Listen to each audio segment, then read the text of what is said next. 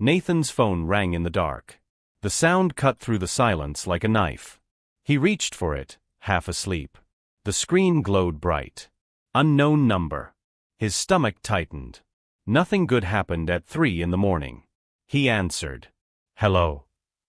A woman's voice. Cold. Sharp. Like ice cracking. Nathan Cross. Yes. Who is this? Someone who knows what you did. Nathan sat up. His heart pounded. What are you talking about? I'm talking about Lily Bennett. Your little maid. And the lies you've been telling the world. Nathan's blood went cold. Who is this? The woman laughed. It wasn't a friendly laugh. You'll find out soon enough. Check your email, Nathan. And sleep tight. The line went dead. Welcome back, my friends. Before we start, tell me in the comments, where are you watching from? If you enjoy stories like this, please subscribe. Now, let's begin. Nathan stood in the kitchen. His laptop sat open on the counter. His hands shook as he typed his password. The email was there. Subject line, the truth about Nathan Cross. He clicked it. His chest tightened with every word. The email read, to Nathan Cross. I know the truth about you and Lily Bennett. I know she was your employee. I know you used your power over her. I know you paid for her medical treatment to keep her quiet. If you don't pay me $500,000 by Friday, I'll send this story to every news outlet in Chicago. You have 72 hours. Someone who knows. Nathan stared at the screen. His breathing became shallow. His vision blurred. The panic attack was starting. He gripped the counter. Breathe. Just breathe. But the words on the screen wouldn't stop burning into his mind. Used your power. Paid to keep her quiet. Lies. All of it twisted. All of it designed to destroy him. And the worst part? The email wasn't sent to him alone. Lily walked into the kitchen wearing one of Nathan's shirts. Her hair was still messy from sleep. She smiled when she saw him. Good morning. You're up early. She stopped. She saw his face. Nathan. He couldn't speak. He just turned the laptop toward her. Lily read the email. Her face went from confused to pale in seconds. What is this? Blackmail. Lily's hands covered her mouth. Nathan, this isn't true. You didn't use power over me. You didn't. I know. But whoever sent this is twisting everything to make it look that way. Lily scrolled down. Her eyes widened. Nathan, there's a list.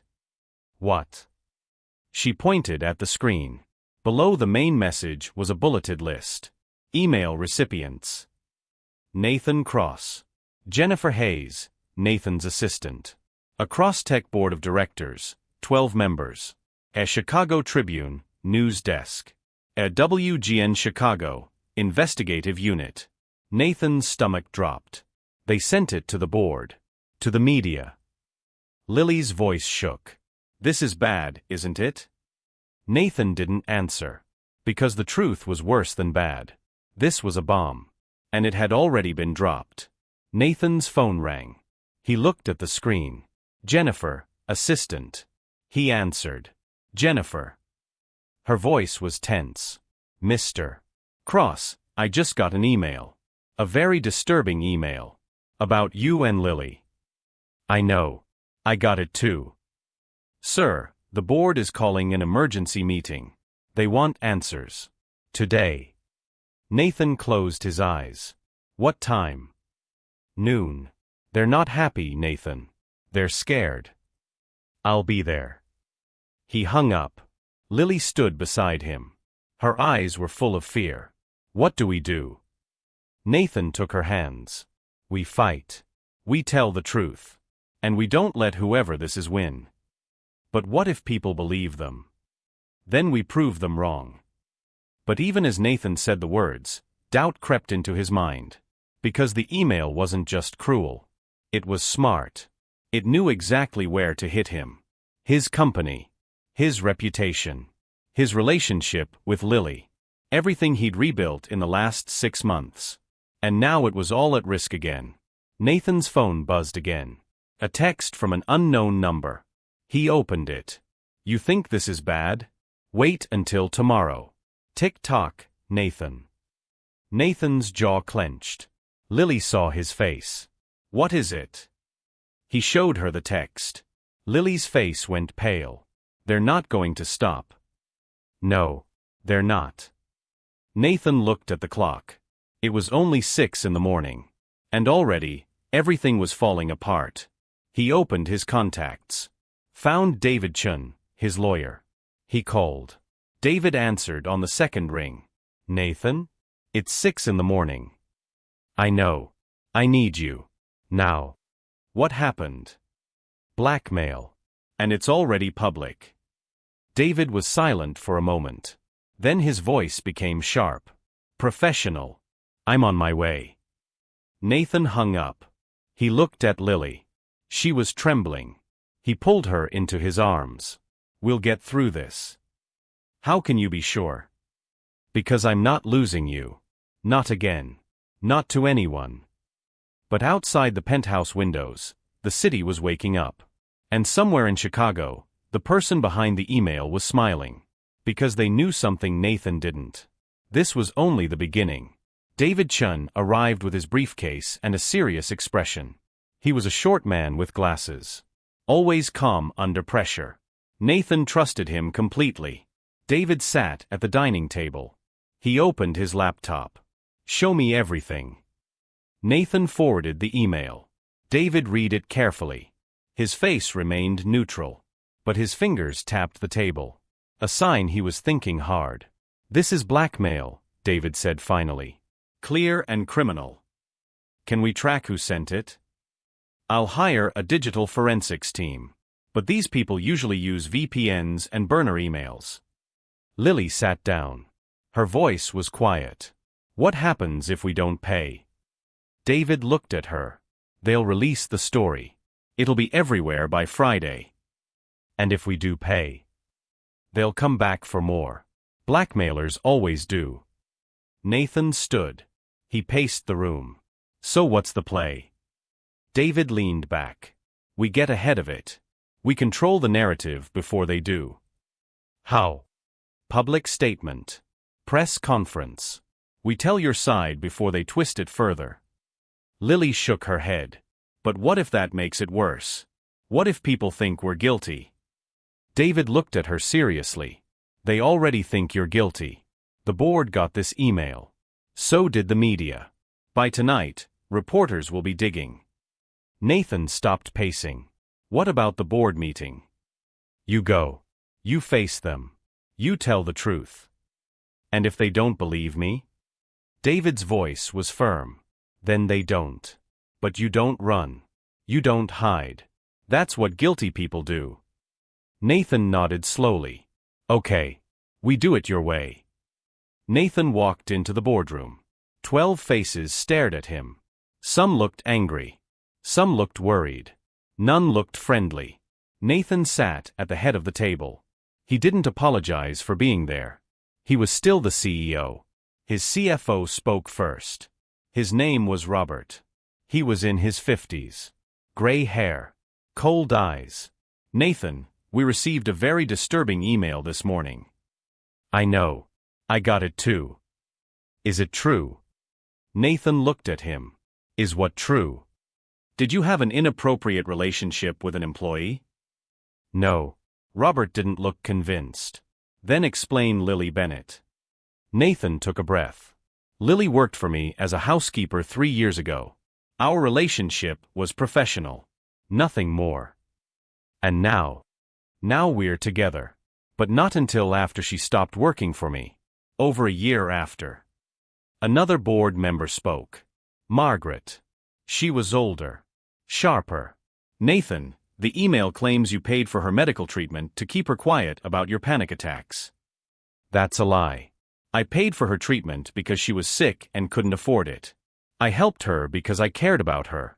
Not to silence her. Robert leaned forward. Do you understand how this looks?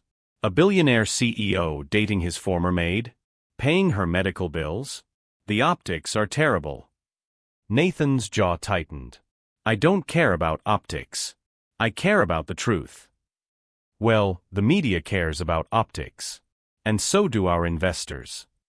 Margaret interrupted. Robert, let him speak. She looked at Nathan. Do you love her? Nathan didn't hesitate. Yes. And does she love you? Yes. Margaret nodded. Then I believe you. But Robert wasn't done. This isn't about love. It's about liability. If this story breaks, our stock will tank. Clients will question our leadership. We could lose millions. Nathan stood. His voice was cold. Then prepare for it. Because I'm not apologizing for loving someone. And I'm not paying a blackmailer. He walked toward the door. Nathan, Margaret called. He stopped. We're with you. Most of us. But you need to be smart about this. Get ahead of it. Nathan nodded. I will. Nathan stepped outside the building. And froze. Reporters. Dozens of them. Cameras. Microphones. They rushed toward him. Mr. Cross. Is it true you're being blackmailed? Did you have an affair with your maid? Are you paying her to stay quiet? Nathan kept walking. His security team pushed through the crowd. But the reporters didn't stop. One shoved a microphone in his face. Mr. Cross, do you deny the allegations? Nathan stopped. He looked directly at the camera. I have nothing to hide. The truth will come out. What truth? That I'm in love with a woman who saw me at my worst and didn't run. That's the only truth that matters. The reporters shouted more questions. But Nathan got into his car.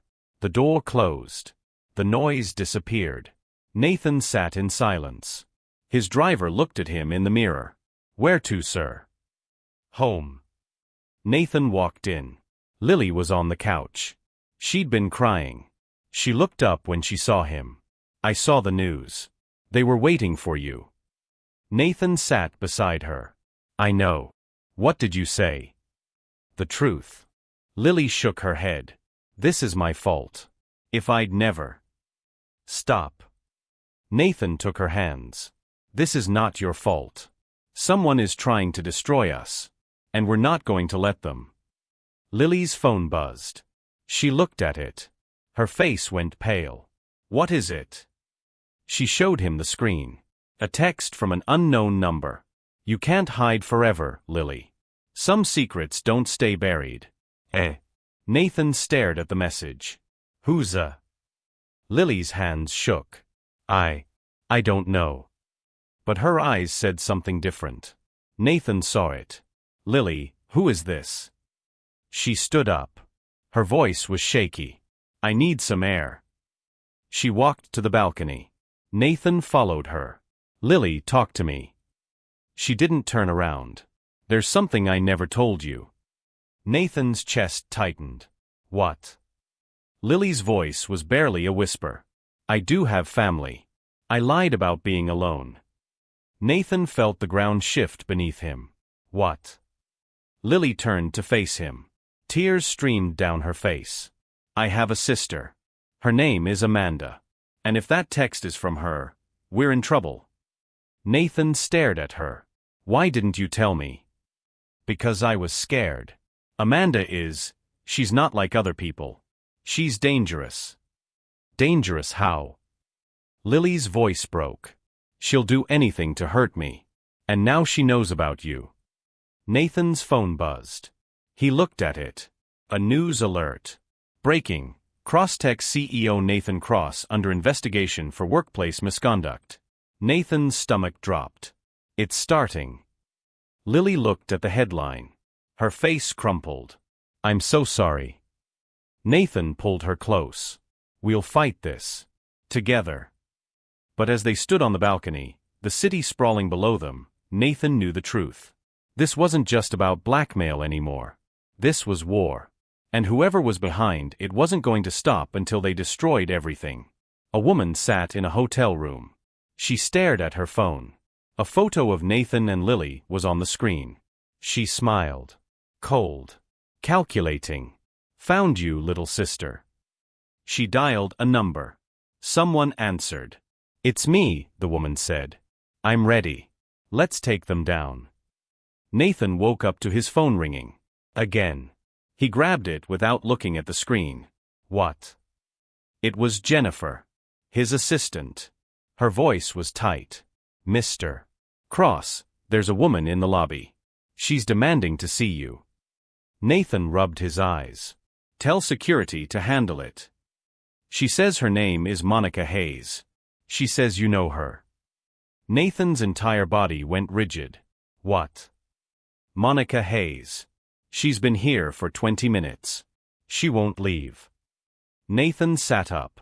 Lily stirred beside him. "Nathan? What's wrong?" He didn't answer. His mind raced.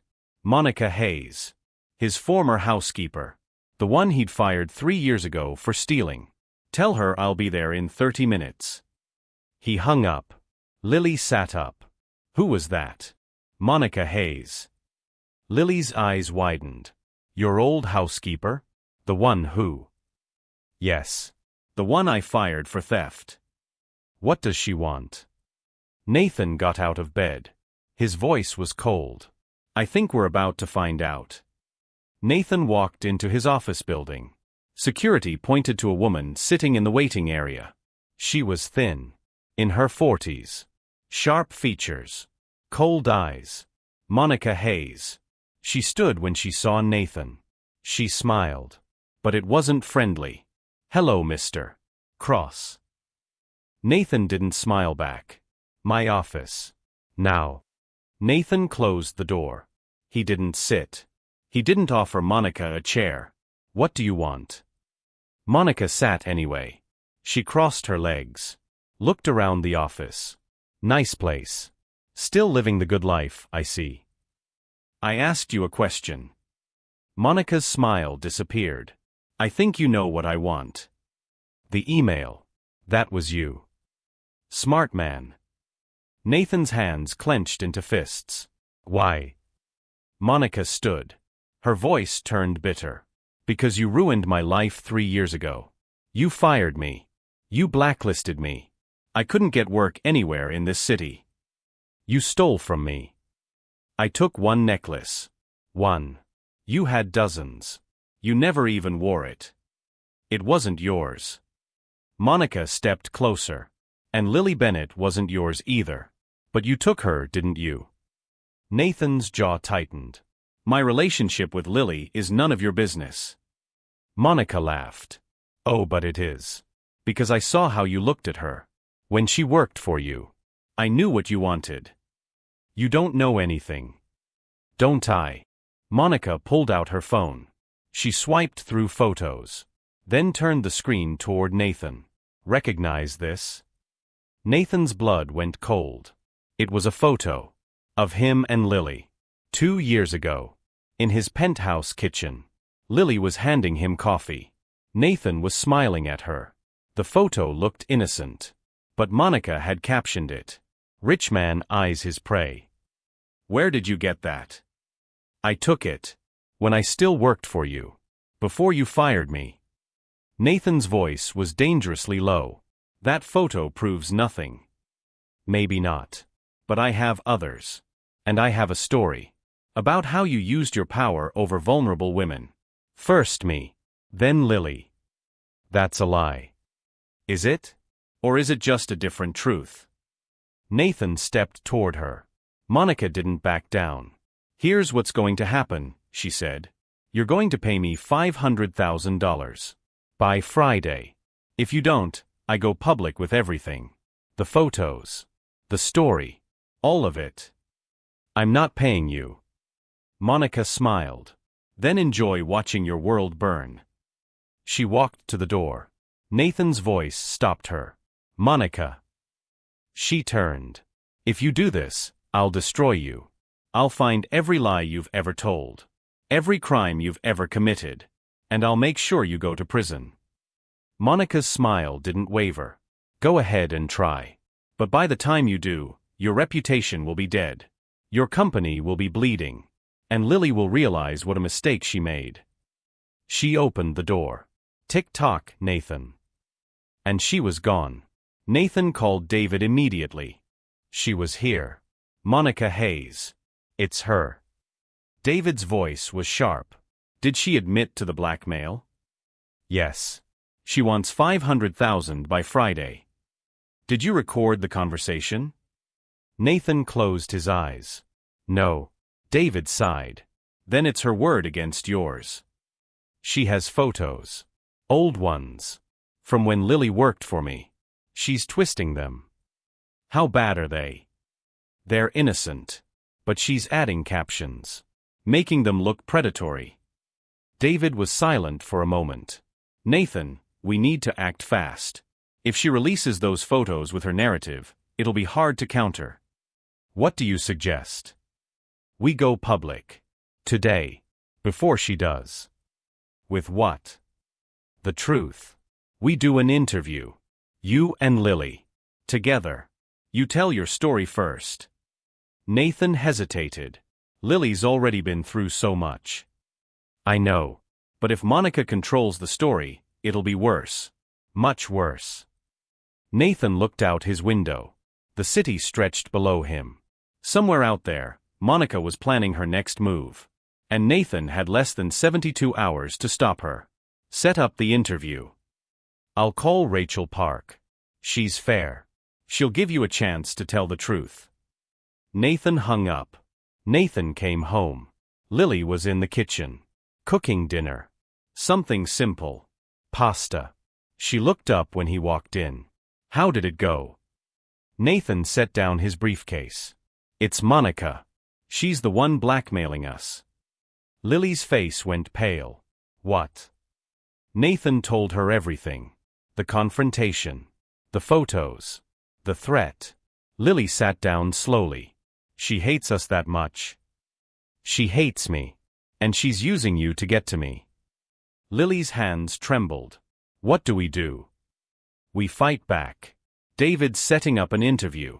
With Rachel Park. Tomorrow. Lily looked up. An interview? Yes. We tell our story. Before Monica can twist it. Lily shook her head. Nathan, I can't. I can't sit in front of cameras and... You can. And you will. Because if we don't, Monica wins. Lily's eyes filled with tears. What if I say the wrong thing? What if I make it worse? Nathan knelt in front of her. You won't. Because all you have to do is tell the truth. Lily wiped her eyes. I'm scared. I know. So am I. But you're good at this. You're used to cameras and reporters. I'm not. Nathan took her hands. Then we do it together. You don't have to face this alone. Lily looked at him. Her voice was small. Promise. Promise. Later that night, Nathan's phone buzzed. A text from an unknown number. He opened it. Saw you had a visitor today. Did Monica make you nervous? She should. But she's not your only problem. Nathan stared at the message. His stomach dropped. There was a photo attached. He opened it. It was a picture of Lily. From today. Walking into a coffee shop near the penthouse. Someone had been following her. Nathan showed Lily. Her face went white. Who is this? Nathan's voice was hard. I don't know. But we're going to find out. Lily's hands shook. Nathan, this is too much. First Monica. Now someone else. What if? No. We're not giving up. But what if we can't win? Nathan pulled her close. Then we lose together. But I'm not running. And neither are you. But as they stood there, holding each other in the dark, Nathan knew the truth. They weren't just fighting one enemy. They were fighting two. And one of them was still in the shadows. Watching. Waiting. Planning. A woman sat in a dark hotel room.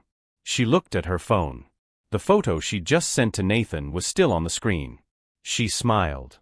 Let's see how long they last. She opened her laptop. Typed an email. Subject line, The Real Story of Lily Bennett. She attached documents. Old records. Photos. Evidence of something Lily had been hiding. And she hit send. To every major news outlet in Chicago. Nathan and Lily sat on a gray couch. Bright lights surrounded them.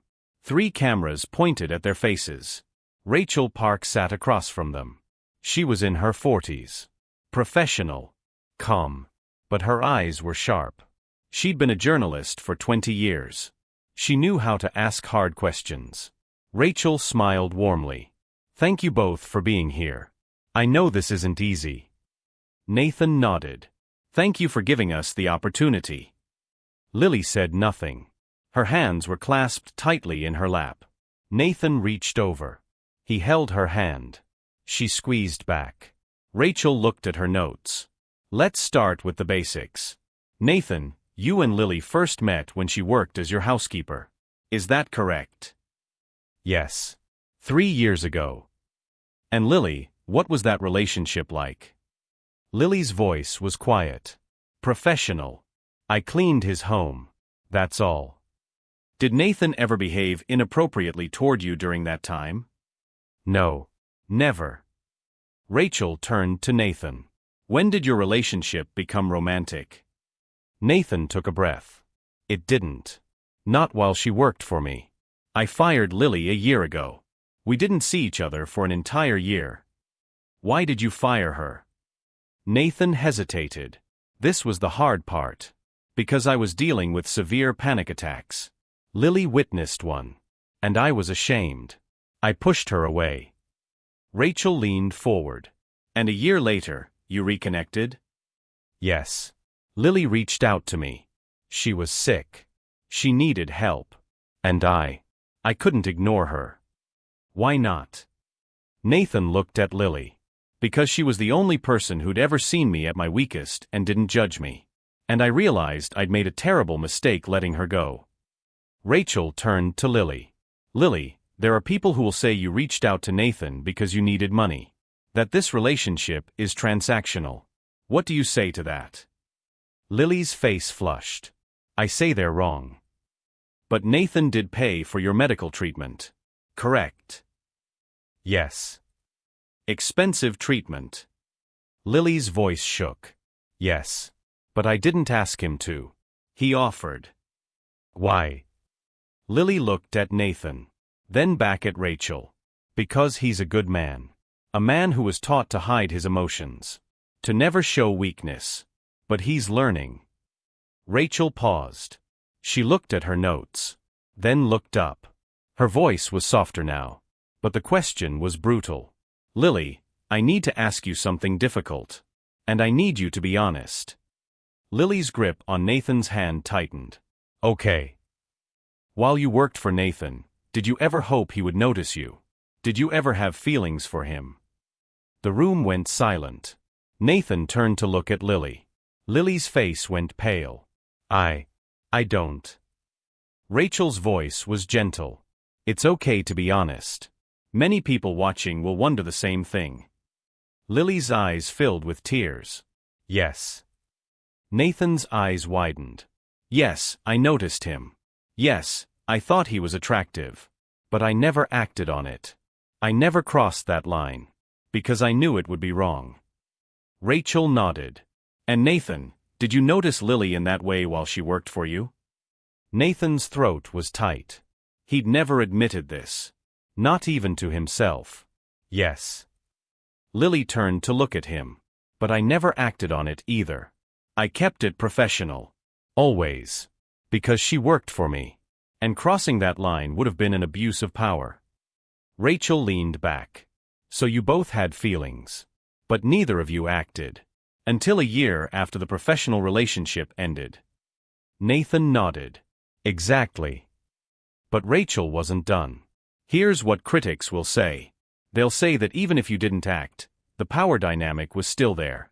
That Lily may have felt pressured to develop feelings because you were her employer. How do you respond to that? Lily spoke before Nathan could. Her voice was stronger now. I didn't develop feelings because he was my employer. I developed feelings because he was kind. Because he treated me with respect. Because when I saw him struggling with panic attacks, I saw a real person. Not a billionaire. Not a boss. Just a man who was hurting. Rachel looked at her. And you wanted to help him? Yes. Even though he fired you? Lily's voice cracked. Especially because he fired me. Because I understood. He was scared. And I knew what that felt like. Rachel turned to Nathan. Nathan, there's a former employee named Monica Hayes who claims you have a pattern of inappropriate behavior with staff. How do you respond? Nathan's jaw tightened. Monica Hayes was fired for theft. She stole from me. And now she's trying to extort money by twisting the truth. She has photos. Photos of you and Lily while Lily was employed. I haven't seen those photos. But I can tell you this. Any interaction I had with Lily during her employment was professional. If Monica is trying to make it look otherwise, she's lying. Rachel looked at Lily. Lily, do you remember Monica Hayes? I know the name. She worked for Nathan before me. Did you ever witness inappropriate behavior between her and Nathan? No. Never. Rachel set down her notes. Final question. For both of you. If you could say one thing to the people who doubt your relationship, what would it be? Lily spoke first. I'd say, love isn't always convenient. It isn't always easy. But it's real. And what Nathan and I have is real. Not because of money. Not because of power. But because we see each other. The real versions. And we choose each other anyway. Nathan looked at the camera. I'd say I'm done apologizing for being human. For having panic attacks. For falling in love with someone who didn't care about my money or my title. Lily saved me. And if the world can't accept that, then I don't care. Because she's the only opinion that matters. Rachel smiled. Thank you both. That was incredibly honest. The cameras stopped rolling. Rachel stood. That was powerful. Really. I think people will respond to your honesty. Nathan and Lily stood. Thank you, Nathan said. Nathan and Lily walked to the car. Neither of them spoke. Lily's face was tight. Nathan could feel the tension. They got in the car. The driver pulled away. Finally, Lily spoke. You had feelings for me while I worked for you. Nathan looked at her. Yes. Why didn't you tell me? Because I was ashamed. And because it didn't matter. I never acted on it. Lily stared out the window. I had feelings for you too. But I buried them. Because I thought you'd never see me that way. Nathan reached for her hand. Lily, She pulled away. I need some time to think. Nathan's chest tightened. About what? About everything. About whether we did the right thing. About whether this will ever stop. The car stopped at the penthouse. Lily got out first. Nathan followed. They rode the elevator in silence. When they reached the penthouse, Lily went straight to the bedroom. She closed the door. Nathan stood in the hallway. Alone. The interview aired at 6 o'clock. Nathan watched it alone in the living room. He heard Lily moving around in the bedroom. But she didn't come out. His phone buzzed. A text from David. Interview is trending. Mixed response. Some supportive. Some still skeptical. We'll know more tomorrow. Another buzz. A news alert. Nathan Cross and Lily Bennett's emotional interview divides Chicago. Nathan clicked the article. The comments section was brutal. She's lying. No one is that innocent. He's using his money to control the narrative. I believe them. Leave them alone. This is what abuse of power looks like. Nathan closed the app. He walked to the bedroom door. He knocked softly. Lily. No answer. Can we talk? Silence. Nathan leaned his forehead against the door. I'm sorry. For everything. For having feelings I shouldn't have had. For not being honest sooner. The door opened. Lily stood there. Her eyes were red. You don't have to apologize for having feelings, Nathan. Then what's wrong? I'm scared. Scared that no matter what we say, people will always see me as the maid who seduced her boss. Nathan stepped closer. Then let them. Because we know the truth. Lily shook her head. But what if the truth isn't enough? Before Nathan could answer, his phone rang. David. Nathan answered. What is it? David's voice was tense. We have a problem. Monica just filed a lawsuit. Nathan's stomach dropped. What? Wrongful termination and defamation. She's suing you for $2 million. And she has a witness. Nathan stood frozen. His phone pressed to his ear. David's voice was urgent. Nathan, are you there? Yes. I'm here. Who's the witness? A maintenance worker named Greg Foster. He claims he saw you and Lily in compromising situations while she was your employee. Nathan's mind raced. Greg Foster. I barely remember him. He worked in your building 2 years ago. Security. Night shift. Nathan's hands shook. This is insane. There were no compromising situations. Maybe not. But he's willing to testify. And Monica's lawyer is already filing motions. When? Papers were filed an hour ago. It's public record now. Nathan closed his eyes. How bad is it? Bad. The media will have it by morning. Lily stood in the doorway. She'd heard everything.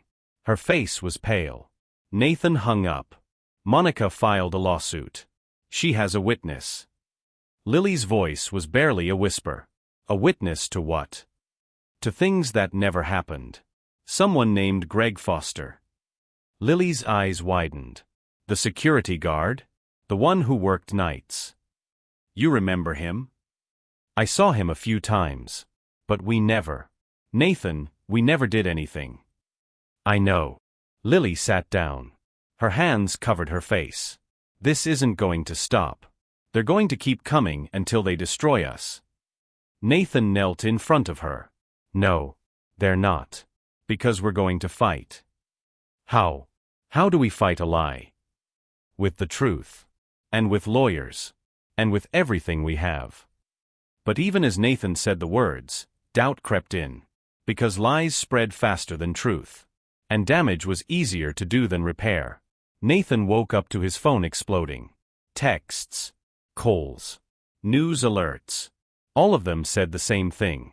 Crosstech CEO Nathan Cross sued for $2 million. Former employee claims pattern of abuse. Witness comes forward in Nathan Cross scandal. Nathan scrolled through the articles. Each one was worse than the last. Greg Foster, a former security guard at Nathan Cross's residence, claims he witnessed multiple inappropriate encounters between Cross and Lily Bennett during her employment. Foster states he saw the two in the kitchen late at night on several occasions. He claims their interactions were intimate and unprofessional. Monica Hayes' lawsuit alleges that Cross used his wealth and position to manipulate vulnerable women, including Hayes and Bennett. Nathan threw his phone on the bed. He looked at Lily. She was awake. Staring at the ceiling. It's everywhere, isn't it? Nathan nodded. Yes.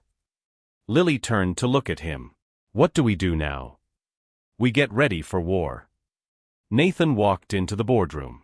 The energy was different this time. Cold. Hostile. Robert stood as soon as Nathan entered. We need to talk about your future with this company. Nathan's jaw tightened. I'm still the CEO. For now. Margaret spoke up. Robert, let's not be hasty. Hasty? Our stock dropped 8% overnight. Clients are pulling contracts. This is a disaster. Nathan sat down. The lawsuit is baseless. It's extortion. Robert slammed his hand on the table. It doesn't matter if it's baseless. The damage is done. Your personal life is destroying this company. Another board member spoke. A younger man named Tom. Maybe we should consider a temporary leave of absence. Let things cool down. Nathan's voice was ice. I'm not stepping down. Then you're being selfish, Robert said. Margaret interrupted. Enough. Nathan built this company. He deserves the chance to defend himself. He's had his chance. He did that interview. And it changed nothing. Nathan stood. I'm not leaving. If you want me gone, you'll have to vote me out. Robert's eyes narrowed. Don't tempt us. Nathan walked out. The door slammed behind him. Lily needed to get out of the penthouse. She couldn't breathe in there anymore. She walked to a small coffee shop 3 blocks away, a place she used to go before Nathan, when life was simpler. She ordered a coffee, sat in the corner, tried to disappear, but 2 women at the next table were talking loudly. Did you see the news? That Nathan Cross guy. The one with the maid. Yeah. She's totally using him for money. Absolutely. No way that's real love. Lily's chest tightened. She stared at her coffee, tried to ignore them, but they kept going. I feel bad for him, honestly. Rich guys always fall for the wrong women. She probably got pregnant on purpose. They laughed. Lily stood up. Her hands shook. She grabbed her coffee and walked out. But as she stepped onto the sidewalk, reporters appeared. 3 of them. Cameras. Microphones. Ms. Bennett, do you have a response to the lawsuit? Lily froze. Ms. Bennett, did you have an affair with Nathan Cross while you worked for him? No, that's not. Another reporter pushed closer. Is it true you're only with him for his money? No. Please, One reporter shoved a microphone in her face. How do you respond to Greg Foster's testimony? Lily's eyes filled with tears. I don't know what he's talking about. Nothing happened. Then why would he lie? I don't know. Please, just leave me alone. The reporters followed her, shouting questions, taking photos. Lily started running. She ran all the way back to the penthouse. Her coffee spilled on the sidewalk. Her tears blurred her vision. Lily burst through the door. She was sobbing. Nathan was on the phone with David. He hung up immediately. Lily, what happened? She couldn't speak. She just collapsed on the couch. Nathan knelt beside her. Tell me. Between sobs, Lily told him. The women in the coffee shop. The reporters. The questions. Nathan's hands clenched into fists. I'll sue them. All of them. It won't matter. They'll just keep coming. Lily looked at him. Her face was broken. I can't do this anymore, Nathan. Nathan's blood went cold. What do you mean?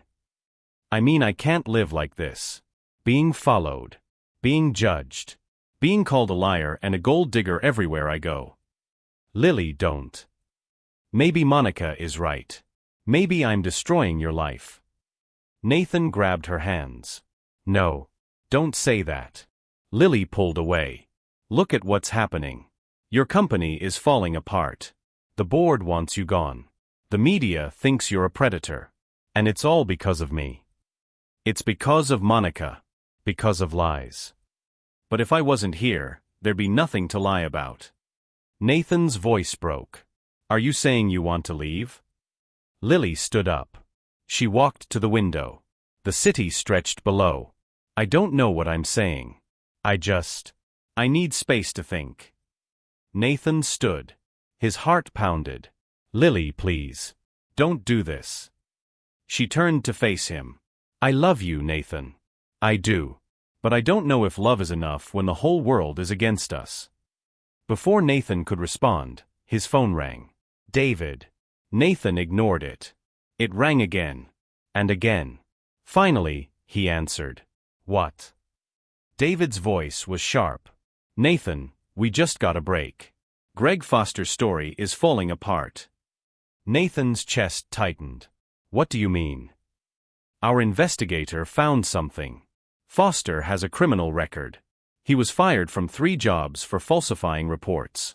He's a professional liar. Can we use that? Absolutely. We're filing a motion to dismiss his testimony. And we're going after Monica for witness tampering. Nathan felt a surge of hope. When? Tomorrow morning. But Nathan, there's something else. What? We got another email. From someone else. And this one is about Lily. Nathan's stomach dropped. What does it say? I'll forward it. But you need to see it now. Nathan hung up. He opened his email. His blood went cold. The subject line read, "The truth about Lily Bennett." He clicked it. The email contained documents, old records, photos, and a message. Lily Bennett isn't who she says she is. She has a family, a sister named Amanda. And 10 years ago, Lily stole money and ran away. Ask her about it. Ask her why she's been lying. Someone who knows. Nathan looked up. Lily was watching him. Her face was white. "Nathan, I can explain." "You have a sister?" Lily's voice broke. "Yes." "And you took money from your family?" "Yes." "But it's not what?" Nathan's hands shook. "How many more secrets, Lily? How many more lies?" Lily's face crumpled. "They're not lies. They're survival." "Then tell me. Tell me everything. Right now." Lily took a shaky breath. "My sister's name is Amanda. And yes, I took money. But I had to. She hurt me, Nathan. For years. And I had to run." "Why didn't you tell me?"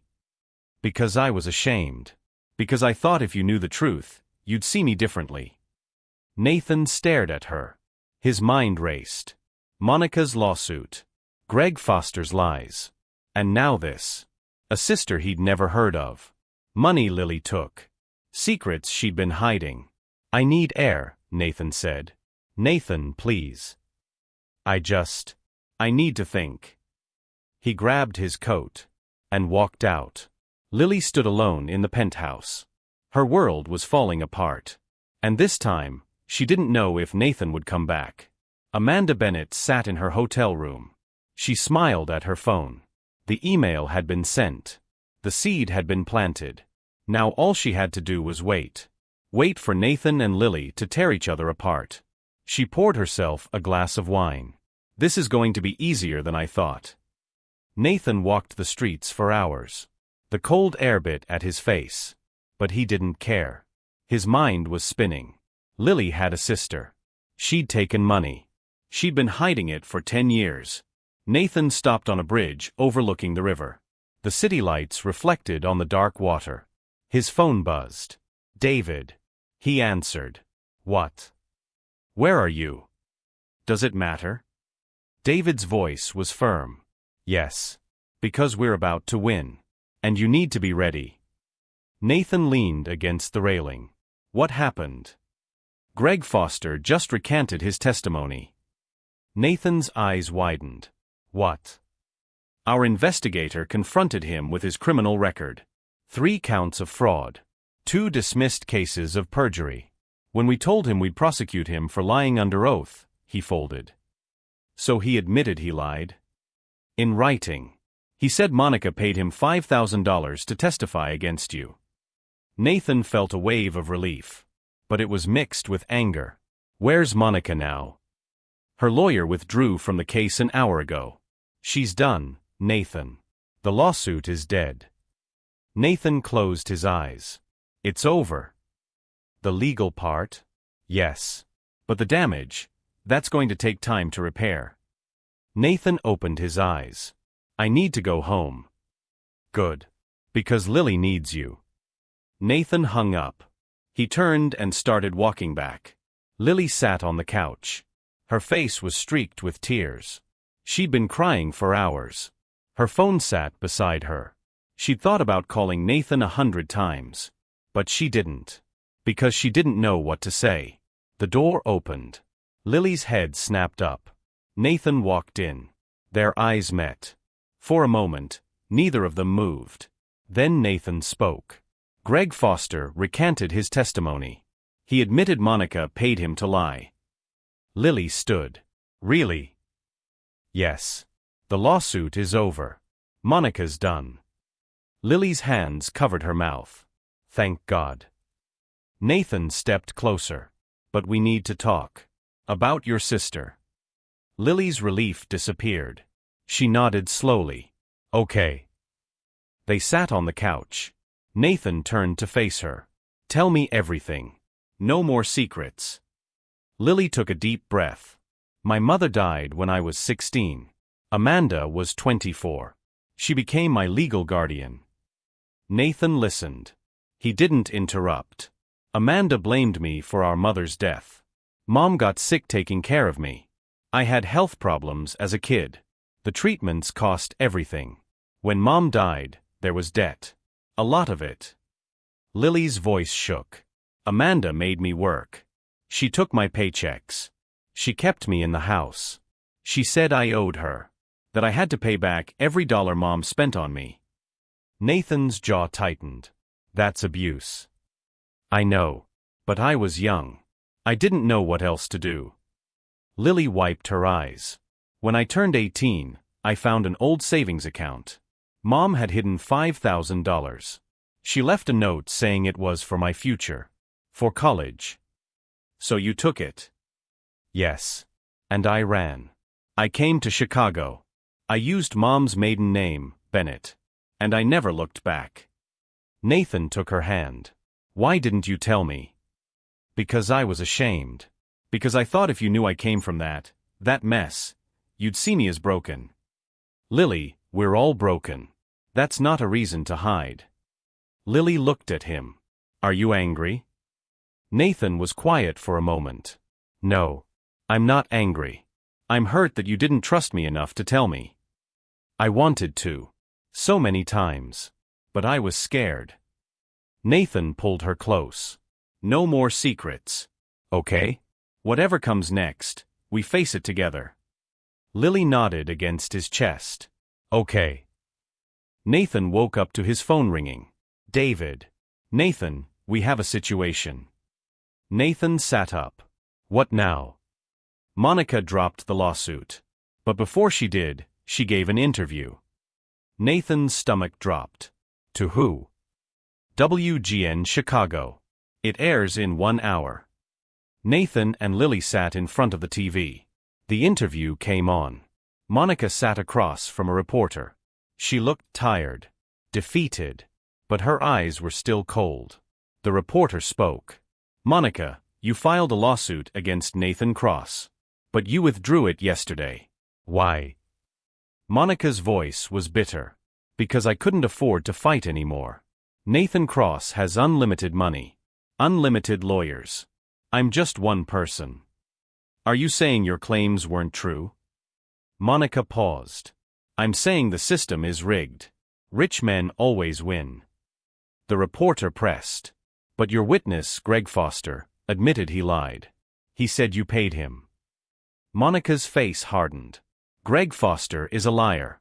But that doesn't mean Nathan Cross is innocent. What do you mean? I mean Nathan Cross used his power over women. Maybe not in the way I claimed. But he did it. And Lily Bennett is proof. Lily's hands clenched. Nathan's jaw was tight. Monica continued. I worked for Nathan for 6 months. He treated me like I was invisible. Like I didn't matter. And when I made one mistake, he threw me away. No second chances. No compassion. You stole from him. I took one necklace. To pay my rent. Because he paid me minimum wage while he lived in a $40 million penthouse. The reporter looked uncomfortable. So you believe Nathan Cross is guilty of something, even if not what you claimed? Monica looked directly at the camera. I believe Nathan Cross is a man who thinks money can solve everything. Who thinks he can buy people. And Lily Bennett? She's just the latest purchase. The TV went black. Nathan threw the remote. She's still trying to destroy us. Lily's face was pale. She planted the seed. Even without proof, people will wonder. Nathan stood. Then we ignore it. Monica's done. Her credibility is gone. But Lily shook her head. Nathan, she's right about one thing. What? You do have all the power. You have money. Lawyers. Connections. And I have nothing. That's what people will always see. Nathan knelt in front of her. That's not true. You have me. And I have you. That's all that matters. But even as he said it, Nathan knew Monica had won something. She'd planted doubt. And doubt was hard to kill. Nathan went to his office. Jennifer was waiting. The board wants to see you. Nathan nodded. He walked into the boardroom. All 12 members were there. Robert stood. Nathan, we've made a decision. Nathan's chest tightened. About what? Margaret spoke. We're not removing you as CEO, but we are implementing changes. What kind of changes? Robert answered. You'll report to an oversight committee. Every major decision goes through us. And your compensation is being reduced by 30% for the next year. Nathan's hands clenched. You're punishing me for being blackmailed? We're protecting the company, Robert said coldly. Margaret's voice was softer. Nathan, you're a brilliant CEO. But this scandal has cost us. This is the compromise. Take it or leave. Nathan looked around the table. Most of them avoided his eyes. He took a deep breath. Fine. I accept your terms. Robert nodded. Good. Meeting adjourned. Nathan walked back to his office. He sat at his desk. Stared out the window. He'd won the legal battle. But Monica had still damaged him. Still left a mark. And it would take years to rebuild what she'd destroyed. That night, Nathan came home. Lily was cooking dinner. Something simple. Chicken and vegetables. The penthouse smelled warm. Normal. Nathan stood in the doorway. Watching her. She turned and smiled. Hey. You're home. I am. She walked over. Kissed him gently.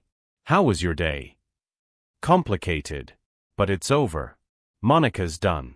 The lawsuit is dead. And I'm still CEO. Lily smiled. That's good news. They sat down to eat. For the first time in weeks, the conversation was light. They talked about small things. Favorite movies. Childhood memories. Plans for the weekend.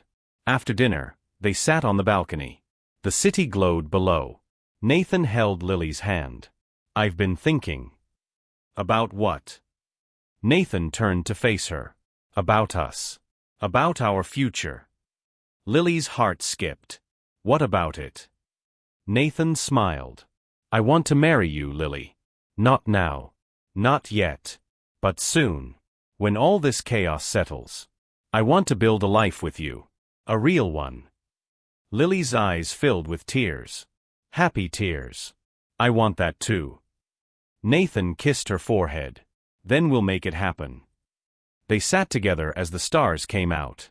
For the first time in weeks, they felt safe. Like maybe, just maybe, the worst was behind them. But neither of them saw the text on Lily's phone. It had come in during dinner. From an unknown number. Enjoying your peace? It won't last. I'm coming for you, little sister. Saturday morning arrived quietly. No phone calls. No emergencies. No reporters. Just silence. Nathan woke up to sunlight streaming through the windows. Lily was still asleep beside him. Her face was peaceful. For the first time in weeks, she looked relaxed. Nathan slipped out of bed. He went to the kitchen. Made coffee. Made breakfast. Eggs, toast, and fresh fruit. Simple. But made with care. When Lily walked in, she stopped. You cooked. Nathan smiled. I'm full of surprises. She laughed. A real laugh.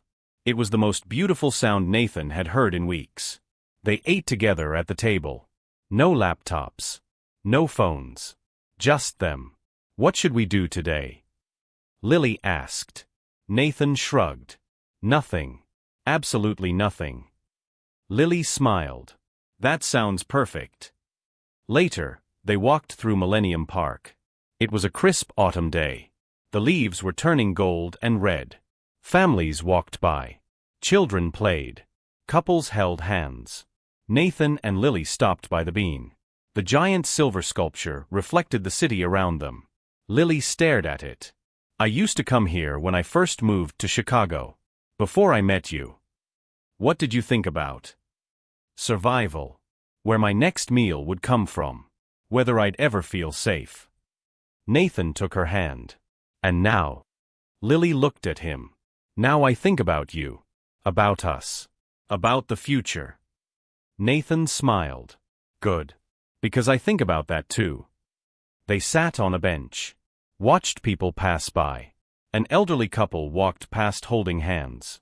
They must have been in their 70s. But they looked at each other like teenagers. Lily watched them. Do you think that'll be us someday?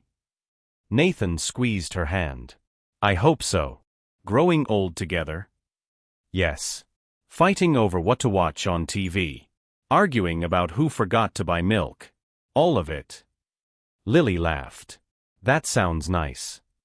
Nathan turned to face her. Lily, I meant what I said. About marrying you. Her smile faded slightly. Not from sadness. From seriousness. Nathan, we don't have to rush. I know. But I want you to know I'm sure. Completely sure. Lily looked down at their joined hands. I'm sure too. But I'm also scared. Of what? Of what's next. Of who's coming next. It feels like every time we get a moment of peace, something explodes. Nathan lifted her chin. Then we enjoy the peace while it lasts. And when the next storm comes, we face it together. Lily nodded. Okay. Nathan kissed her forehead. Besides, I already know what ring I want to get you. Lily's eyes widened. You do? Yes. Simple. Classic. Nothing flashy. Just like you. Lily's eyes filled with tears. You're making this very hard to wait for. Nathan smiled. Good. On Sunday, Lily took Nathan somewhere new. A small community center on the south side. What is this place? Nathan asked. A place I've been volunteering. For the past 2 months. Nathan looked surprised. You never told me. I know. I wanted to make sure it was real first. That I could actually help. Inside, the center was buzzing. Women of all ages sat in groups. Some were learning English. Some were learning job skills. Some were just talking. Finding community. A woman approached. She was in her 50s. Warm smile. Kind eyes. Lily. You came. Lily hugged her. Hi, Carol. This is Nathan. Carol shook Nathan's hand. So this is the famous Nathan. Lily talks about you all the time. Nathan smiled. All good things, I hope. The best things. Carol led them through the center. Lily has been teaching our job readiness program. Resume writing. Interview skills. She's incredible. Nathan looked at Lily. Pride filled his chest. She is incredible. Lily blushed. I'm just trying to help. A young woman approached. She couldn't have been more than 20. Miss Lily, I got the job. The one we practiced for. Lily's face lit up. Maria. That's amazing. Maria hugged her. Thank you. I couldn't have done it without you. Nathan watched Lily with the women. How she listened. How she encouraged. How she made them feel seen. And he realized something. Lily didn't need his money. She didn't need his name. She was building something beautiful all on her own. On the drive home, Nathan was quiet. Lily looked at him. You okay? More than okay. I'm proud of you. For what? For this. For building something that matters. For helping people who need it. Lily smiled. It makes me feel useful. Like I have purpose. Nathan reached for her hand. You know what I was thinking? What? When we get married, I want to set up a foundation. In your name. To support women like the ones at the center. Lily's eyes widened. Nathan, that's too much. No. It's not enough. But it's a start. Lily's voice broke. Why are you so good to me? Nathan looked at her. Because you make me want to be better. To do better. You saved me, Lily. Let me help you save others. Lily wiped her eyes. Okay. But only if we do it together. Deal. They spent the evening cooking together. Nathan made pasta. Lily made sauce. They laughed when Nathan burned the garlic. They danced in the kitchen while waiting for the water to boil. After dinner, They curled up on the couch. A movie played on the TV. But neither of them watched it. They just held each other. "This is what I want," Lily whispered. "What?" "This. Simple moments. No cameras. No reporters. No lawsuits. Just us." Nathan kissed the top of her head. "We'll have it. I promise." Lily looked up at him. "Do you really think the worst is over?" Nathan wanted to say yes. But something in his gut said no. "I hope so." Lily's phone buzzed on the coffee table. She ignored it. It buzzed again. And again. Finally, Nathan reached for it. It might be important. Lily tensed. "Nathan, wait." But Nathan had already opened it. 5 missed calls. All from unknown numbers. And 3 text messages. All from the same person. "You can't hide forever, Lily. I'm in Chicago. And I'm not leaving until you face me. Tomorrow. Palmer House Hotel. Room 412. Don't make me come find you. Amanda." Nathan's face went pale. He looked at Lily. "Who's Amanda?" Lily's hands trembled. "My sister." "Your sister is in Chicago?" "Yes." Nathan's voice was tight. "How long have you known?" Lily stood. She walked to the window. "I got the first message yesterday. During dinner. I didn't want to ruin our weekend." Nathan set down the phone. "Lily, we talked about secrets." "I know. But I thought maybe she'd just go away. That if I ignored her, she'd leave." "She's not going away. She wants to meet." Lily turned to face him. Her eyes were full of fear. "Nathan, you don't understand. Amanda isn't like other people. She's cruel. She's manipulative. If she's here, it's because she wants something. Then we meet her. Tomorrow. Together." "No. I should go alone." "Absolutely not." Lily's voice rose. "You don't know what she's capable of." "Then tell me." Lily's face crumpled. "She'll hurt you to hurt me. That's what she does. She finds what you love and she destroys it." Nathan walked to her. He took her hands. "Then let her try. Because I'm not letting you face her alone." Lily looked at him. Tears streamed down her face. "What if she wins?" "She won't. Because we're stronger than she is." Lily wanted to believe him. But deep down she knew. Amanda didn't play fair. And she didn't stop until she got what she wanted. Nathan and Lily stood outside room 412. Lily's hand was ice cold in Nathan's. He knocked. Footsteps approached. The door opened. A woman stood there. She was in her early 30s. Dark hair like Lily's. But her face was harder. Sharper. Her eyes were cold. She smiled when she saw Lily. "Hello, little sister. It's been a long time." Lily's voice was barely audible. "Amanda." Amanda's eyes flicked to Nathan. "And you must be the famous Nathan Cross. The billionaire who rescued my poor, helpless sister." Nathan's jaw tightened. "What do you want?" Amanda stepped aside. "Come in. Let's talk like civilized people." Nathan and Lily entered.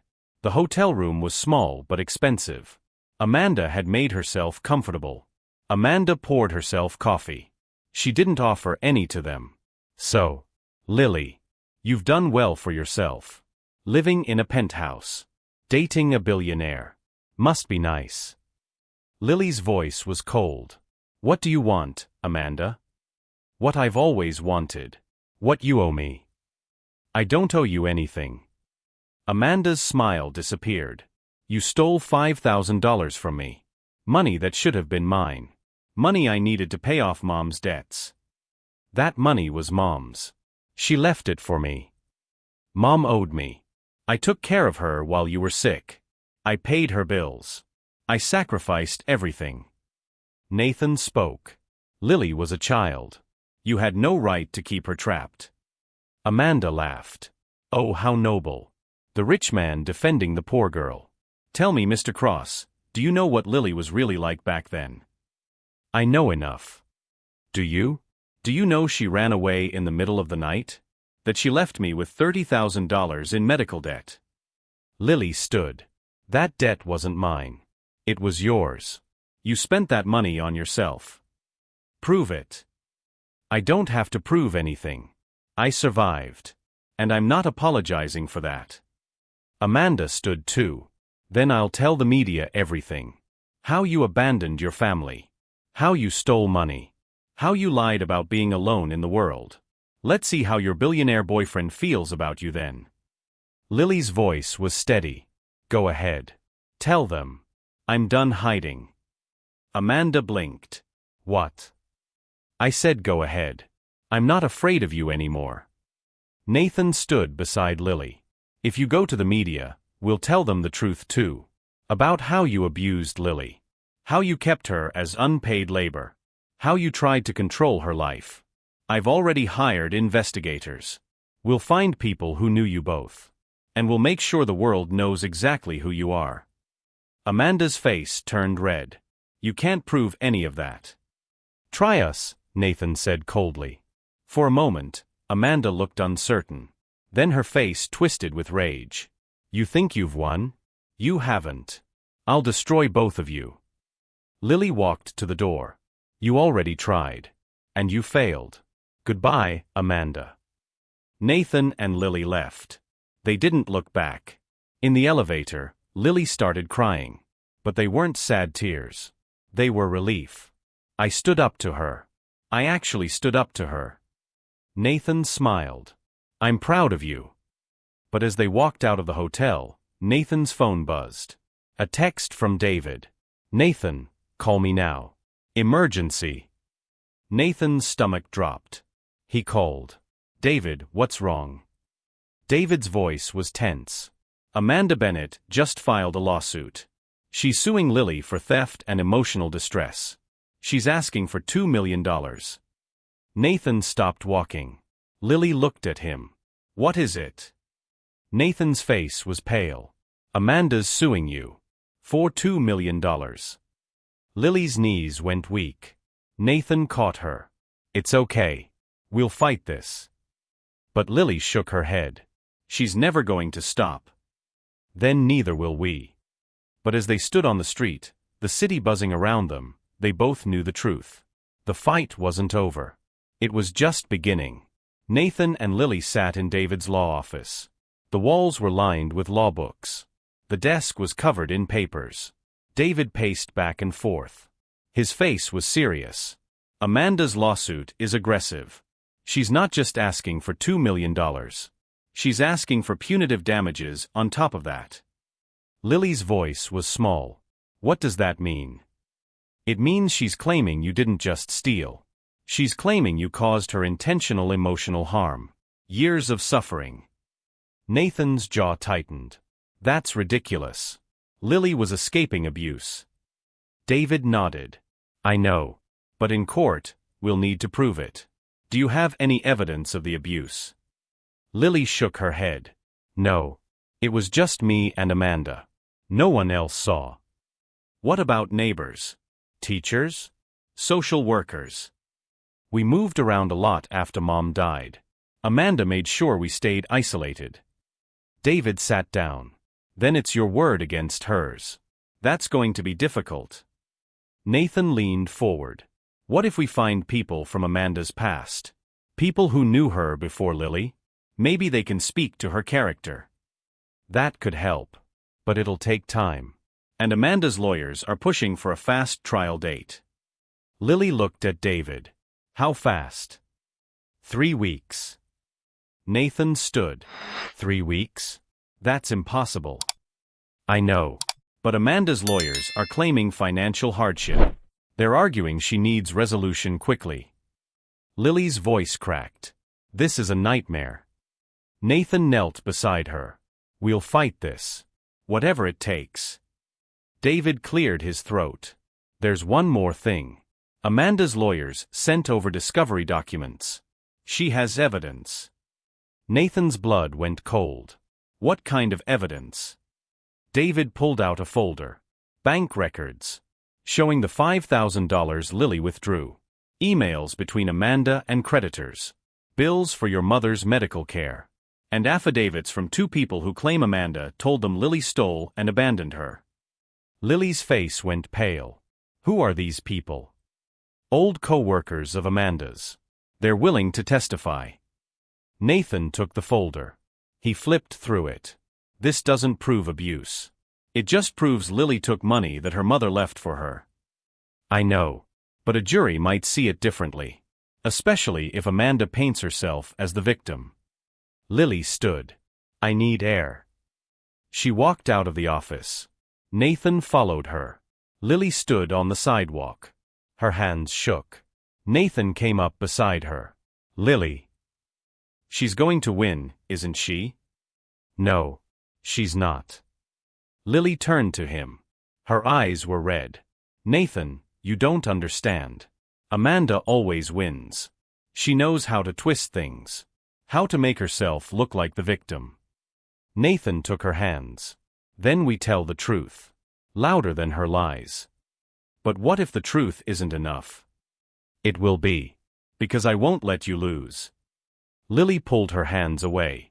This is exactly what she wants. She wants to destroy us. And she's doing it. No. She's not. We're still standing. Lily shook her head. For how long? First Monica. Now Amanda. How many more battles can we fight? Nathan's voice was firm. As many as it takes. Lily looked at him. Why? Why do you keep fighting for me? Because I love you. And because you're worth fighting for. Lily's face crumpled. I don't know if I am.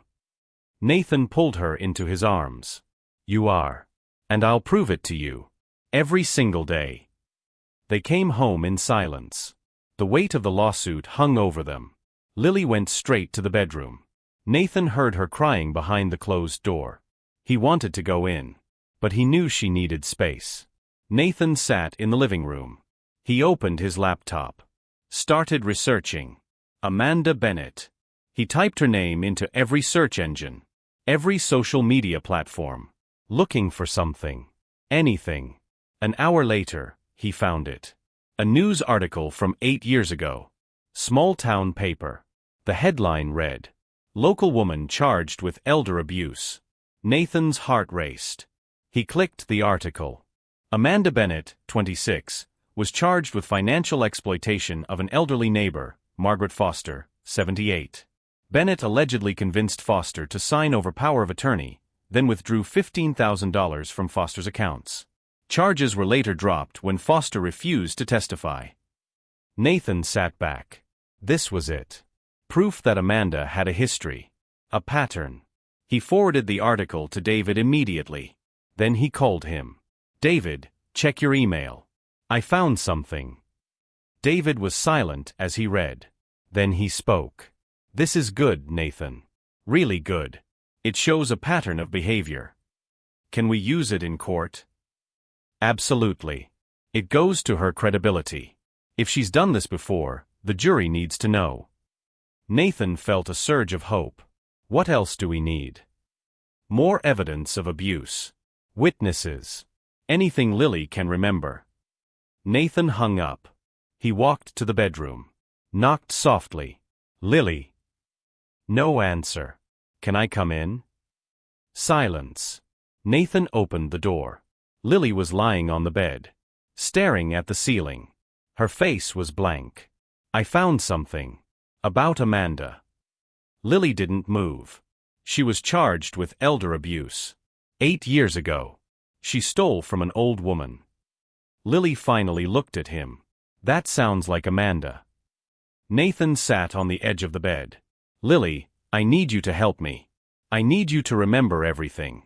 Every detail about what Amanda did to you. Lily closed her eyes. I've spent 10 years trying to forget. I know. But now we need to remember. To fight her. Lily sat up slowly. Okay. What do you want to know? Everything. Start from when your mother died. Lily took a deep breath. Mom died on a Tuesday. I was 16. Amanda was 24. She'd been living on her own, but she moved back to take care of me. Nathan listened.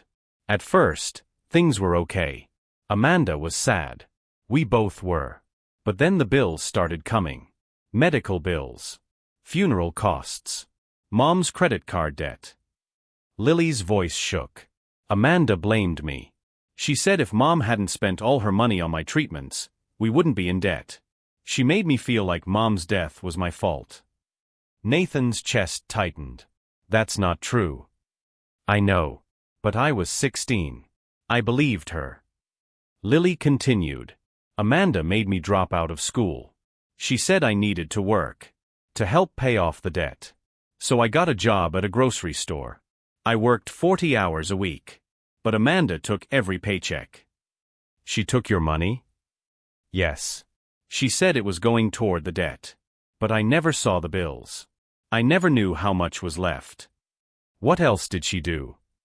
Lily's hands twisted together. She locked me in the house when she left. She said it was for my safety. But I knew the truth. She didn't want me talking to anyone. She didn't want me getting help. Nathan's hands clenched. Did she ever hurt you? Physically?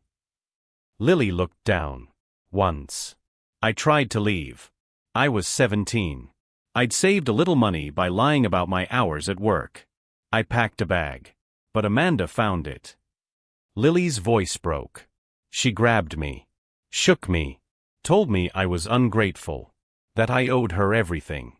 She pushed me against the wall. I hit my head. I had a bruise for weeks. Nathan's eyes filled with rage. Did anyone see? No. I covered it with makeup. And Amanda made sure I didn't leave the house until it healed. What happened when you finally ran? I waited until I turned 18. I'd found Mom's savings account by then. She'd left a note hidden in her jewelry box. It said, "For Lily's future. Don't let Amanda take this." Lily wiped her eyes. I waited until Amanda went to work. I took the money. I packed one bag. And I ran. Where did you go? The bus station. I bought a ticket to Chicago. I didn't know anyone here. But it was big enough to disappear. Nathan took her hand. And Amanda never found you.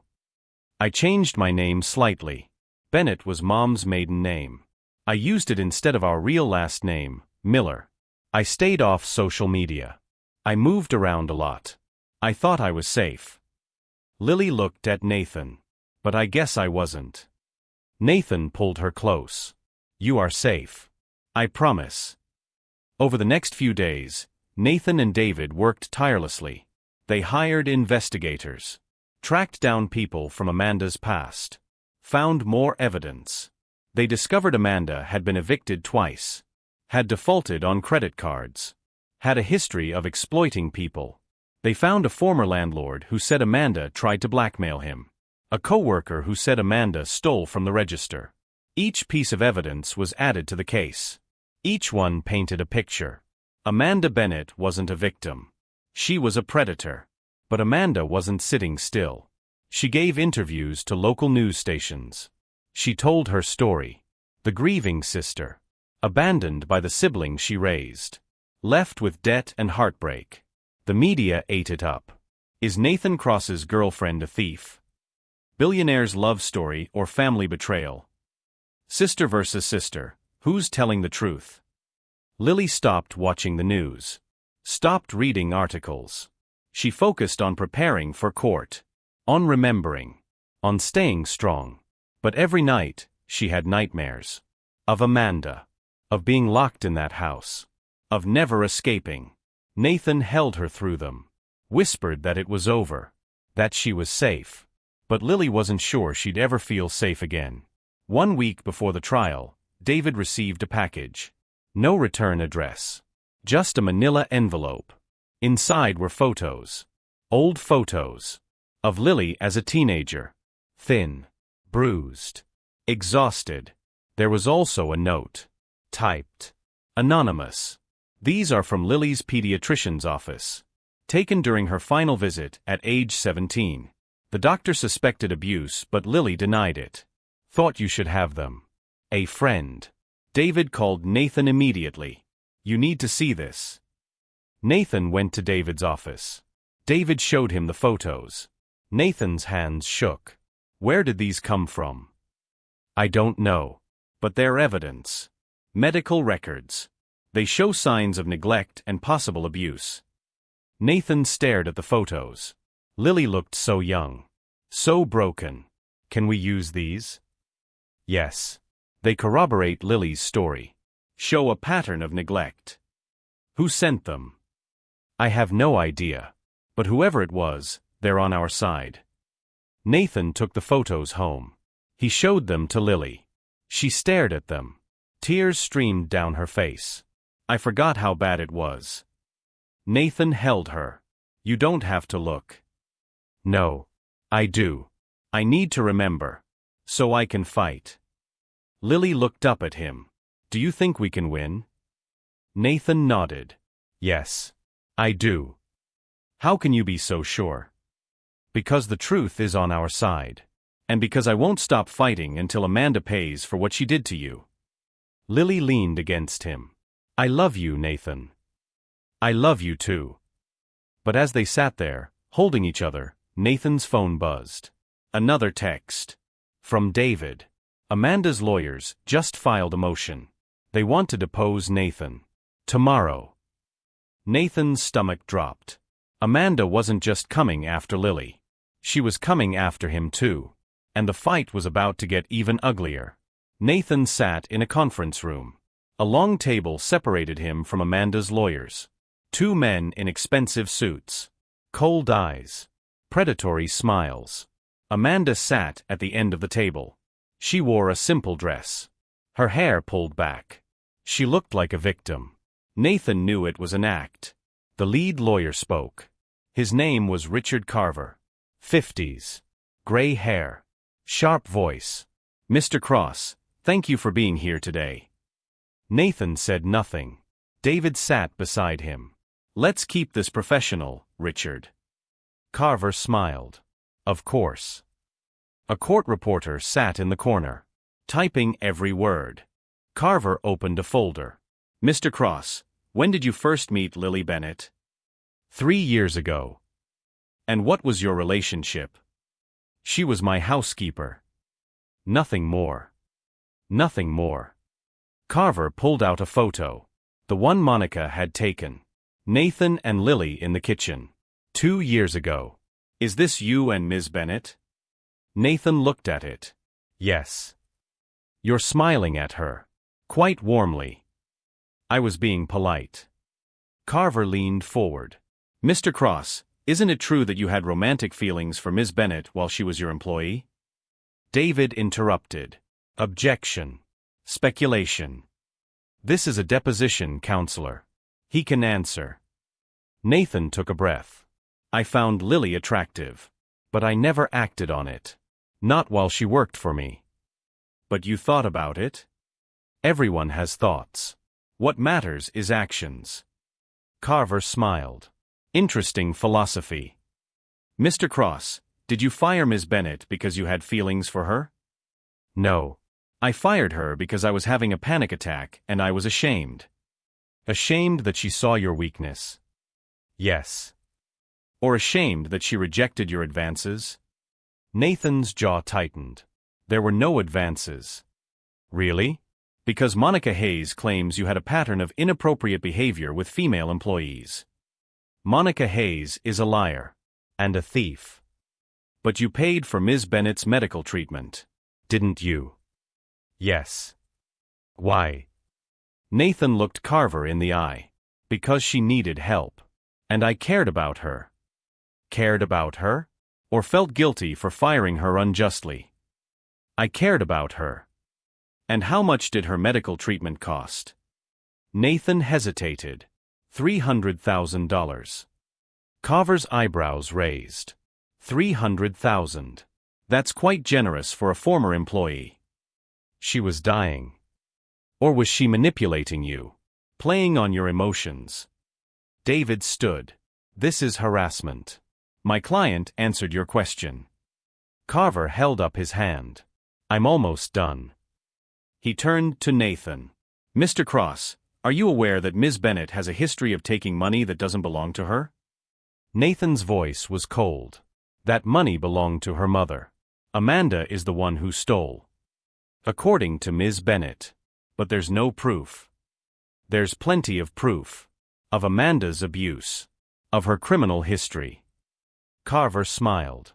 We'll see what the jury thinks. He closed his folder. One last question, Mr. Cross. Do you believe Ms. Bennett loves you? Or do you believe she loves your money? Nathan's eyes burned with anger. She loves me. And I don't care what you or anyone else thinks. Carver nodded. Thank you. That's all for now. Nathan and David walked to the parking garage. Nathan's hands were still clenched. That was brutal. David nodded. Carver's good. He's trying to paint Lily as a gold digger. It won't work. Maybe not. But he planted doubt. That's all he needs.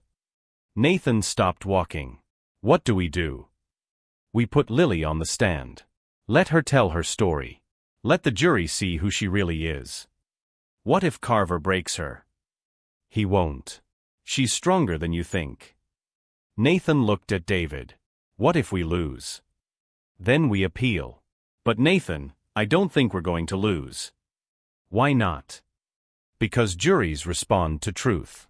And Lily's truth is powerful. Nathan came home. Lily was on the couch. Reading legal documents. Preparing. She looked up when he walked in. How did it go?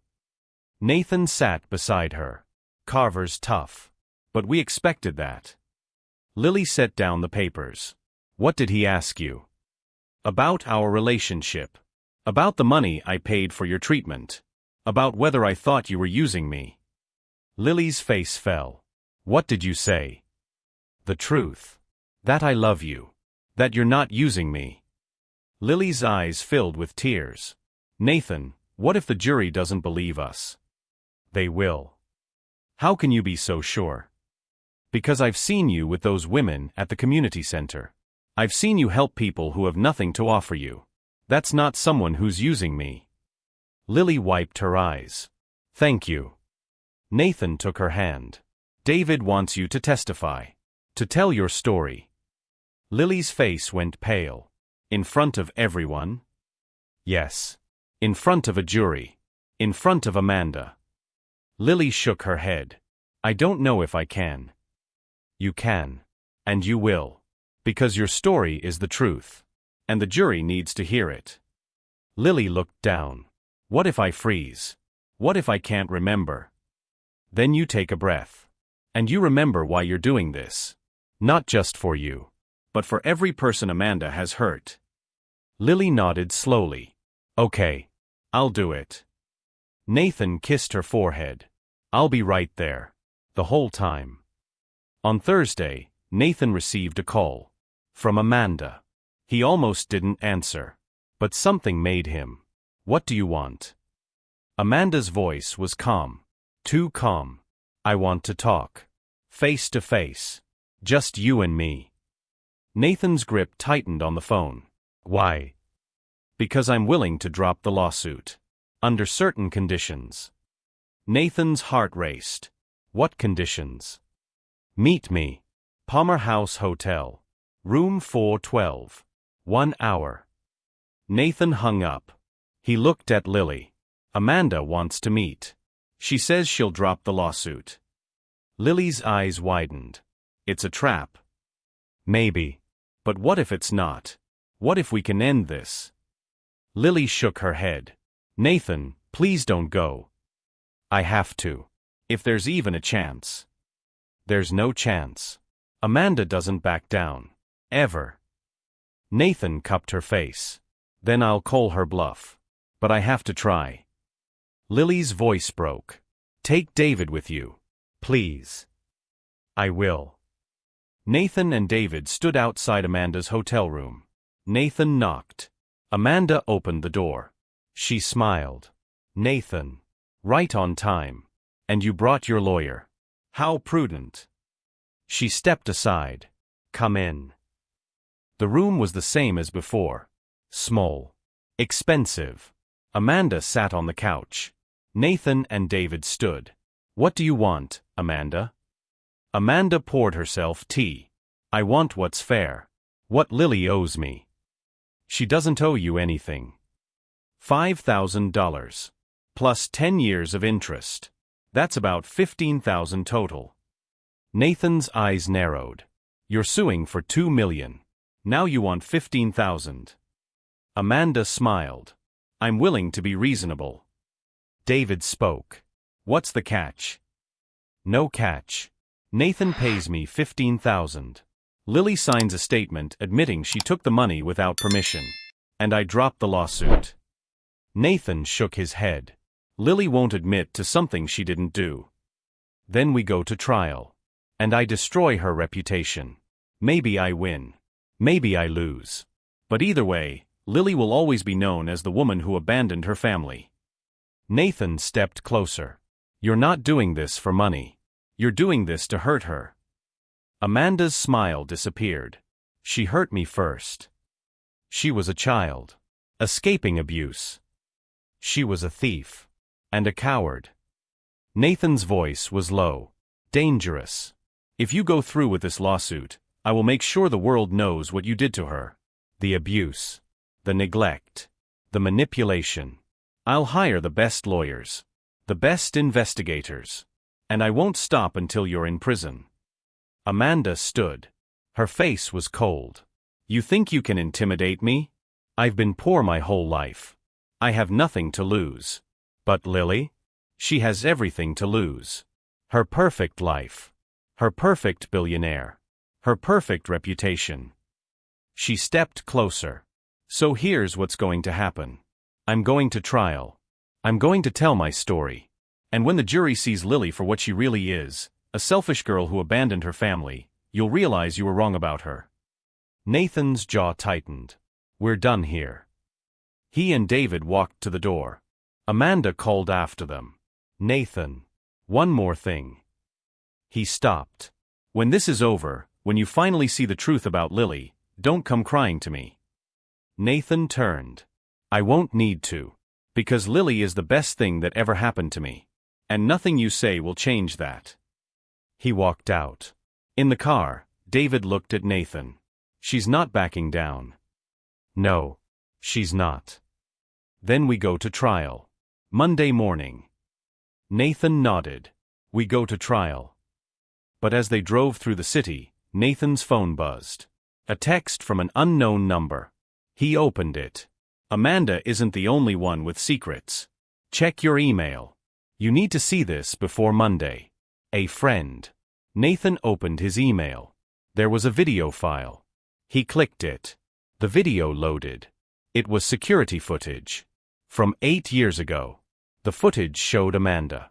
In an elderly woman's home. Shouting at her. Grabbing her purse. The old woman was crying. Begging. Amanda took money from the purse. And walked out. Nathan's heart raced. "David. Look at this." David watched the video. His eyes widened. "This is the elder abuse case. The one that was dropped. The victim refused to testify. But this is proof. Where did this come from?" Nathan looked at the message again. A friend. Someone was helping them. But who? And why? Nathan forwarded the video to David. "File this with the court. Immediately. This changes everything, Nathan." "I know. Now let's finish this." The courtroom was packed. Reporters filled the back rows. Cameras waited outside. This was the trial everyone wanted to see. Billionaire's girlfriend versus her abandoned sister. Who was the real victim? Nathan sat behind Lily. In the gallery. Close enough to see her. To support her. But not close enough to touch her. Lily sat at the defense table. David beside her. She wore a simple navy dress. No jewelry. No makeup except a little foundation. She looked small. Vulnerable. Across the aisle, Amanda sat with her lawyers. Richard Carver.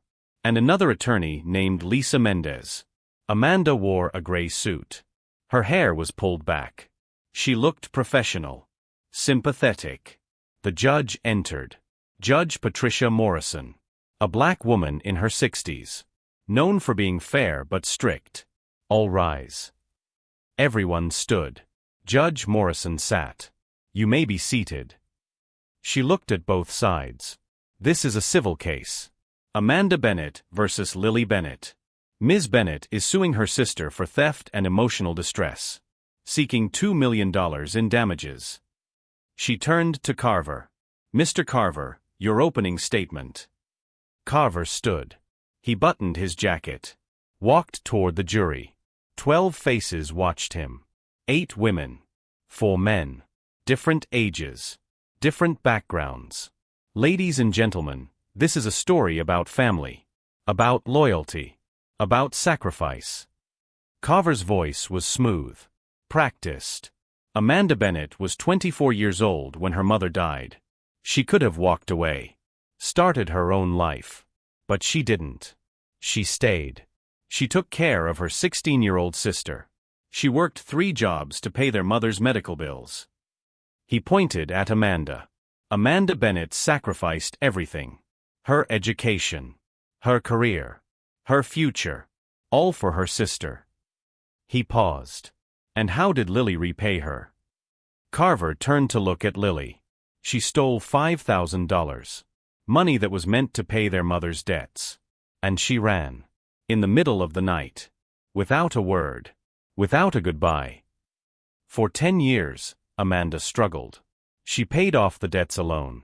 She worked herself to exhaustion. She wondered if her sister was alive or dead. And then she sees Lily on the news. Living in a penthouse. Dating a billionaire. Living a life of luxury. Carver's voice rose. While Amanda suffered, Lily thrived. On stolen money. On abandoned responsibility. On lies. He walked back to his table. We will prove that Lily Bennett is not the victim she claims to be. She is a thief. A liar.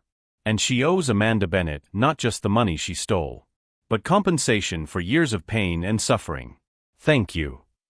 He sat down. The courtroom was silent. Judge Morrison looked at David. Mr. Chun, your opening statement. David stood. He was shorter than Carver. Less polished. But his eyes were sharp. He walked to the jury. Ladies and gentlemen, Mr. Carver told you a story. A good story. But it's not the truth. The truth is this: Lily Bennett was not a thief. She was a survivor. Of abuse. Of manipulation. Of a woman who used her mother's death to control her. David pointed at Amanda. Amanda Bennett didn't sacrifice for Lily. She exploited her.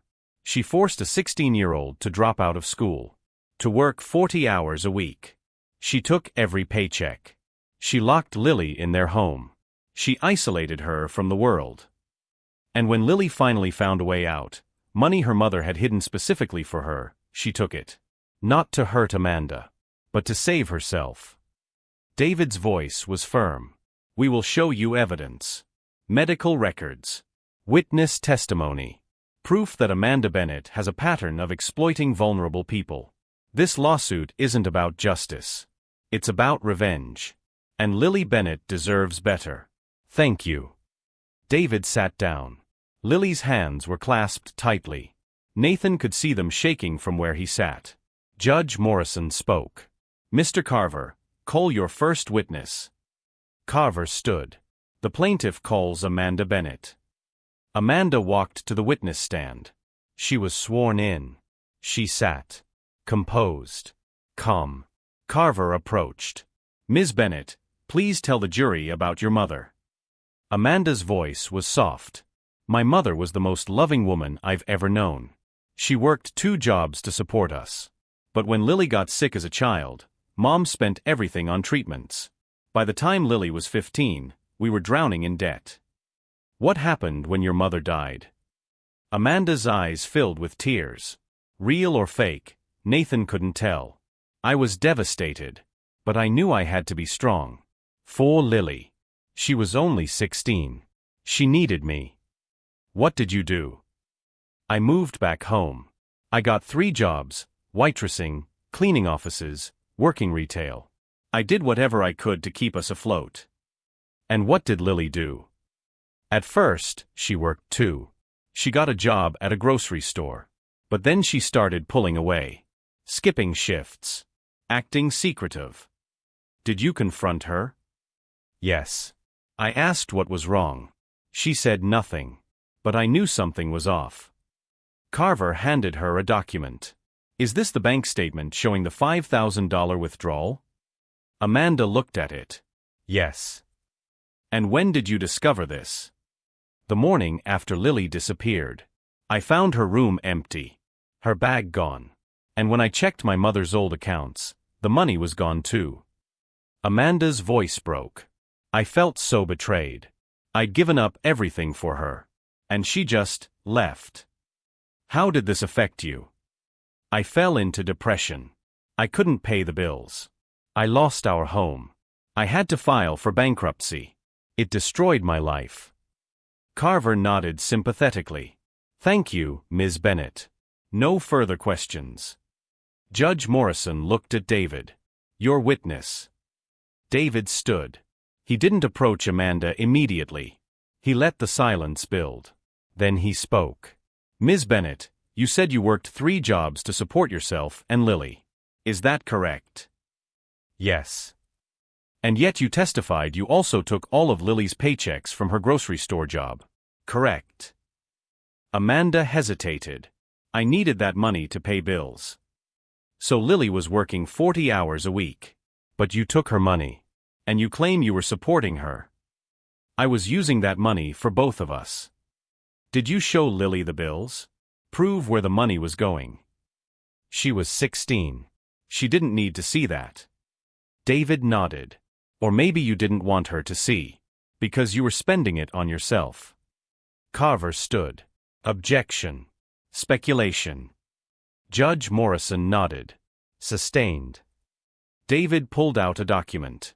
Ms. Bennett, is it true you were evicted from 2 apartments in the 3 years after your mother died?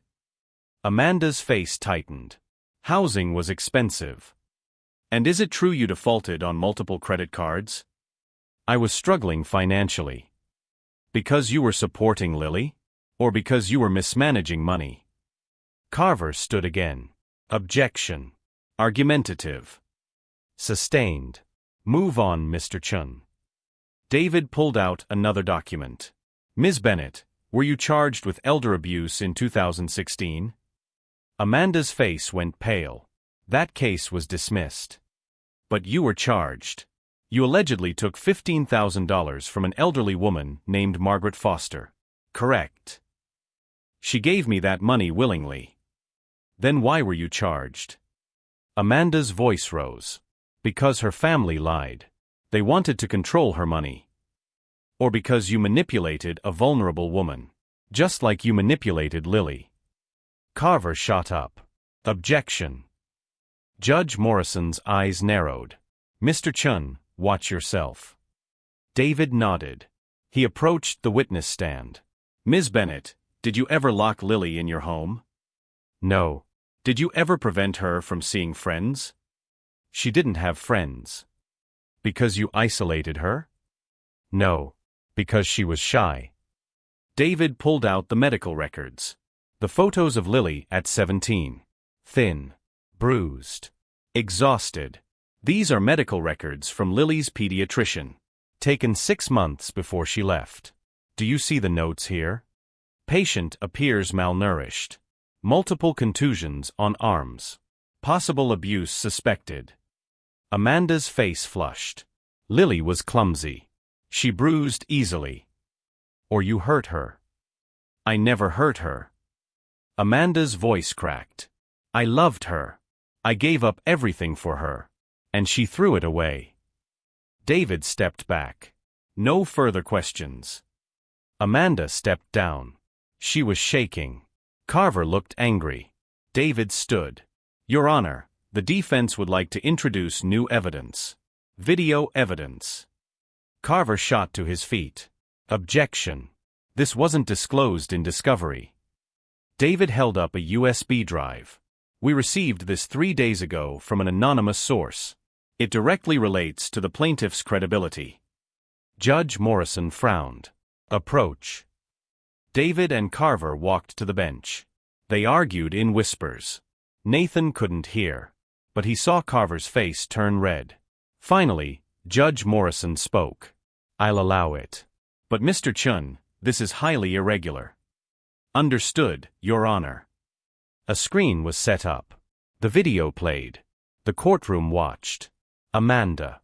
8 years ago. In Margaret Foster's home. Shouting. Grabbing the old woman's purse. Taking money. Walking out while the woman cried. The courtroom was silent. Amanda's face was white. Carver looked furious. Judge Morrison's expression was unreadable. David spoke. This video shows Amanda Bennett committing the exact crime she was charged with. Elder abuse. Financial exploitation. The case was dropped only because Mrs. Foster was too afraid to testify. He turned to the jury. This is who Amanda Bennett is. Someone who exploits vulnerable people. Someone who takes what isn't hers. And then plays the victim. Carver stood. Your Honor, we request a recess to review this evidence. Judge Morrison nodded. Granted. We'll reconvene tomorrow at 9 a.m. She banged her gavel. Nathan met Lily in the hallway. She fell into his arms. Did you see her face? I did. Do you think we won? David approached. Not yet. But we're close. Reporters swarmed them. Ms. Bennett. How do you respond to the video? Mr. Cross. Do you still support Lily? Security pushed them back. Nathan and Lily got into a car. Inside, Lily started crying. I can't believe this is really happening. Nathan held her. It's almost over. What if the jury still sides with her? They won't. Not after that video. But Lily's phone buzzed. She looked at it. Her face went white. Nathan. What? She showed him. A text from Amanda. You think you've won? You haven't. I have one more card to play. And when I do, Nathan will finally see who you really are. Enjoy tonight. It's your last peaceful one. Nathan's jaw clenched. She's bluffing. What if she's not? Nathan took the phone. He texted back. Do your worst. We're not afraid of you anymore. He handed the phone back to Lily. Whatever she has, we'll deal with it. Together. The courtroom reconvened. Judge Morrison looked tired. Mr. Carver, do you have any rebuttal to yesterday's evidence? Carver stood. Yes, Your Honor. The plaintiff calls a surprise witness. David shot to his feet. Objection. No such witness was disclosed. Carver smiled. This witness came forward last night, after seeing yesterday's proceedings. Judge Morrison frowned. Who is this witness? A woman named Helen Carter. She knew both Amanda and Lily Bennett 10 years ago. David looked at Nathan. Nathan looked at Lily. Lily's face was confused. I don't know anyone named Helen Carter. An elderly woman entered the courtroom. She was in her 70s. Gray hair. Kind face. She was sworn in. Carver approached. Ms. Carter, how do you know the Bennett sisters? I was their neighbor. For about 6 months. Before Lily left. And what did you observe during that time? Helen's voice was shaky. I saw Amanda working constantly. 3 jobs. She was exhausted. And I saw Lily. She seemed troubled. Troubled how? She'd come to my door sometimes, late at night, asking to use my phone. She said Amanda wouldn't let her have one. Lily's eyes widened. Nathan leaned forward. Helen continued. One night, Lily asked me for money. She said she needed to leave. That Amanda was hurting her. I didn't know what to do. I was scared to get involved. Carver smiled. And did you give her money? Helen shook her head. No. I told her to talk to Amanda. To work it out. What happened after that? Lily stopped coming by. And a few weeks later, she was gone. Amanda came to my door crying. Said Lily had stolen from her and run away. What did you think? Helen looked down. I thought Lily was a troubled girl who made a bad choice. Carver nodded. Thank you, Ms. Carter. No further questions. David stood. Ms. Carter, you said Lily told you Amanda was hurting her. Correct. Yes. And you saw bruises on Lily? Helen hesitated. I saw something. On her arms. But you didn't report it? I didn't want to get involved. David's voice was firm. So instead of helping a 16-year-old girl who came to you for help, you turned her away? Helen's eyes filled with tears. I regret that every day. And now you're here, testifying against her. I'm just telling the truth. Whose truth? Yours? Or Amanda's? Carver stood. Objection. Judge Morrison nodded. Sustained. David sat down. But the damage was done. The jury looked conflicted. Judge Morrison looked at David. Does the defense wish to call any witnesses? David stood. Yes, Your Honor. We call Lily Bennett. Lily stood. Her legs shook. She walked to the witness stand. Was sworn in. Sat down. David approached gently.